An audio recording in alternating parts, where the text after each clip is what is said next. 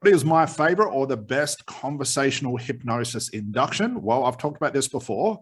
It's what I call the hypnotic interview.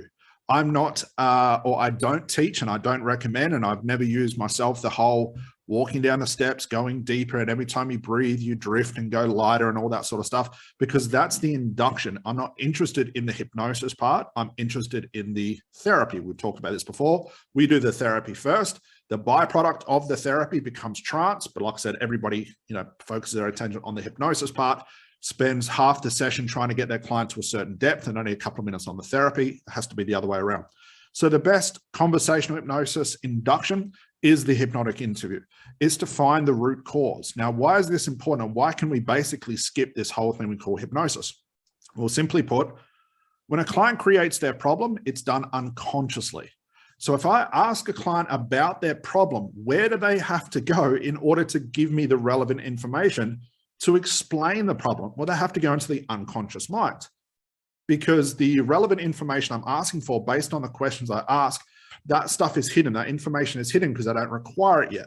So by me asking a client a certain question about the problem, the symptom they have, they're going to go into the unconscious, find the information, then give me the information back.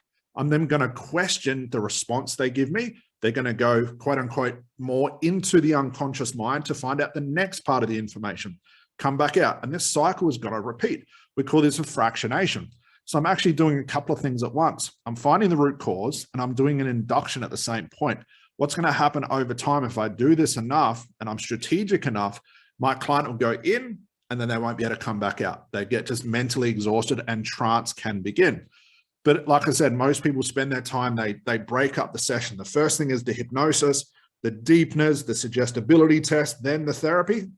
You can skip all that stuff because if you get good at the hypnotic interview, that does the induction for you. The hypnotic interview does the depth for you. The hypnotic interview does the suggestibility test. And it sort of comes back with people say, well, Scott, not everybody can be hypnotized, or other things I've heard like more intelligent people are better at being hypnotized. These are just conclusions. These are just, taglines that therapists talk about. Everyone can be hypnotized. If you can create a problem, you had to hypnotize yourself, quote unquote, to create that problem. It means the unconscious mind went into action. So if you can create a problem, you can be hypnotized. Maybe not in the classical sense. I agree with that. Relaxing a client, a visualization. Not everybody can do that. I can't do that. And I find it extremely boring when people have tried to do that stuff on me. But as long as you can investigate the problem and basically indirectly tell a client, hey, go into your unconscious mind to give me relevant information, they can be hypnotized. It's not the classical relaxation, close your eyes, visualize, walk down the stairs deeper and deeper, because that only works for very suggestible people. And again, that's focusing on the hypnosis, not the therapy. That stuff is not necessary to have a breakthrough. We've talked about that a lot. So do the hypnotic interview. You're covering 3 or 4 things at the same time. This will save a lot of time. And remember, as long as your client has a problem and you ask them for relevant information about their problem, they quote unquote have to go into hypnosis or trance to find that information. Do that enough time, fractionate them in and out based on their responses, and they'll go into trance, no problems. They'll go as deep as they need to go. Plus they'll have a breakthrough. And within 10 or 15 minutes, you could have a massive breakthrough when in the past, it might've taken you 6 sessions to get to the same place. This hypnotic interview and definitely this induction is all about speed, guys.